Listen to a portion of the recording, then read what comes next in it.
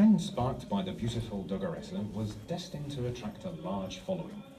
And before long, the tireless merchants of the Serenissima were importing perfumes from Greece, Persia, Egypt, Constantinople, and the most refined courts of Arabia.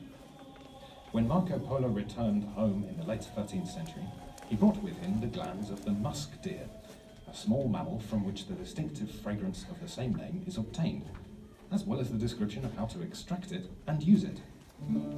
For Venice, it was the start of a great love affair, but also of a thriving market. Serenissima increasingly established itself as the greatest importer of fragrant extracts. The city's Dogana received precious shipments of ambergris, civet, sandalwood, aloe, and sweet-smelling spices, which were highly sought after by the apothecaries for the creation of their new odorous concoctions. It was a short step from importation to processing and production. In 15th century Venice, for example, there was a craze for uccellini di cipro, or cypress birds, censers in which small sculptures made of scented paste were burnt. Accordingly, the word perfume comes from Latin perfumum, or by means of smoke. But the Spezieri, who were veritable alchemists of scent, did something revolutionary. By diluting fragrant extracts in pure spirits, they paved the way for modern-day perfumes and eau de toilette. The use of ethyl alcohol was only introduced many years later in France. While the rest of the world continued to look down on the ordinary practice of washing oneself as insalubrious or even sinful, in Venice an authentic cosmetic speciality emerged in the form of soap, perfumed with a variety of essences. There were about 40 soap makers in Venice in the 16th century, producing many tons per year. For the period, this was a sizable market, and traces of it can still be found in the city's place names. And yet, having obtained the secret, it was Marseille that treacherously went on to assume the paternity of soap. During the Renaissance, perfumes reached their triumph. Venice became the biggest producer of luxury goods, including soaps, perfumes, and rouges. In history's most perfumed century, the noblemen, and especially noble women, emanated exquisite fragrances.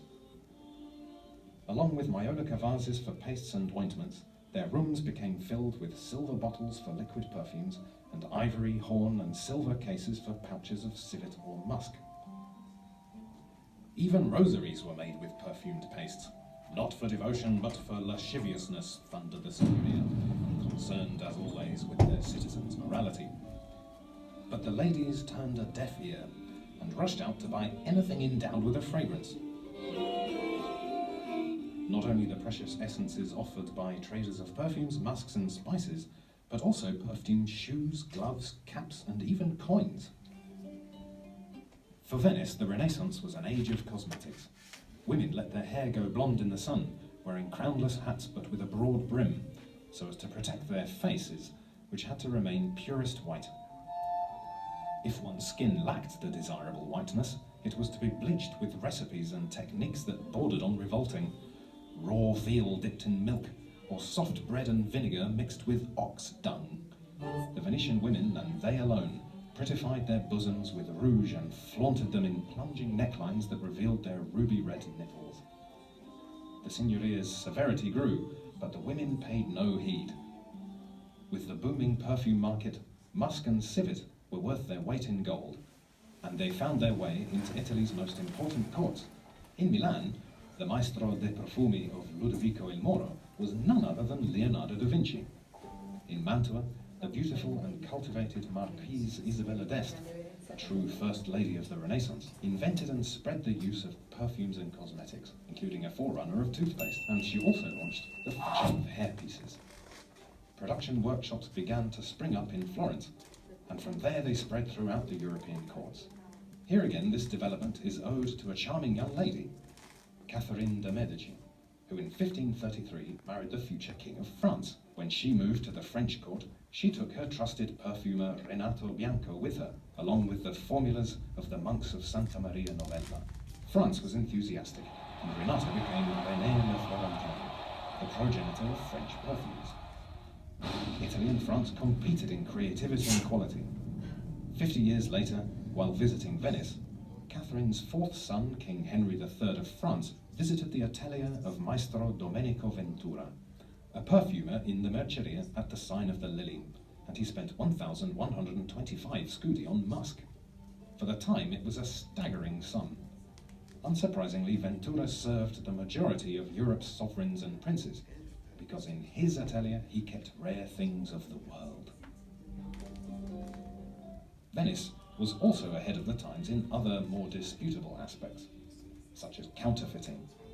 Tommaso Garzoni wrote about the phenomenon, citing those who did not hesitate to falsify every kind of odour and fragrance in 1,000 ways and means. Perfumers' ateliers increasingly resembled alchemists' caverns, where, instead of the philosopher's stone, the quest was to discover and invent new aromas for ladies and gentlemen. Each had his own formulas, which were naturally veiled in secrecy. However, since the Venetians were already acquainted with the mysterious art of publicity, these secrets were rendered public and competitive with an unscrupulous communication strategy in books and pamphlets. Indeed, a great buzz was generated around a booklet published in 1555, titled The Famed Secrets of the Perfume Arts. It contained 300 recipes dedicated to personal grooming, from cosmetics to scents. The entire female universe was explored, from hair dye to face cream, from toothpaste to breath fresheners, but above all, perfumes in every form, solid, liquid, oily and powdered, to fragrance everything from the body to clothes and even gloves. Then there were the ingredients: musk, civet, spice bush resin, aloes wood, Ceylon cinnamon, orange blossom and Damascus roses, ambergris, as well as flower and fruit extracts. The same ingredients also perfumed the Venetian Republic during the century of its lavish decline, the 1700s.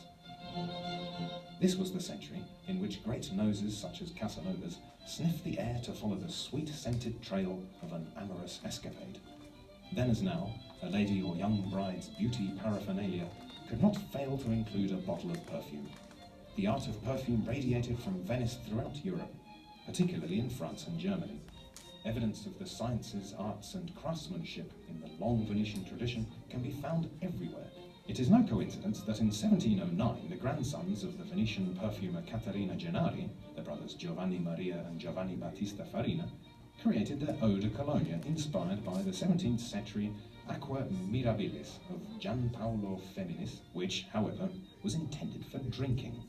The long history of the town of Grasse led it to become the town of perfumers, with a flourishing production of floral and fruit essences that were so dear to the beautiful but ill-fated Queen Marie Antoinette. Then, alas, Napoleon arrived in 1797, and France took over everything from Venice to supremacy in perfumes. It was the beginning of the modern era of fragrances. Gradually, the great international and Italian designer names were established, along with the thousands of perfumes that today pleasure our noses, offering relief from modernity's olfactory insults. However, in all these myriad fragrances, whether ancient, modern, classical or futuristic, there will always be some age-old molecule pertaining to the great Venetian history of perfumes. Because Venice was, is, and always will be the city where one breathes the scent of beauty, refinement, and elegance.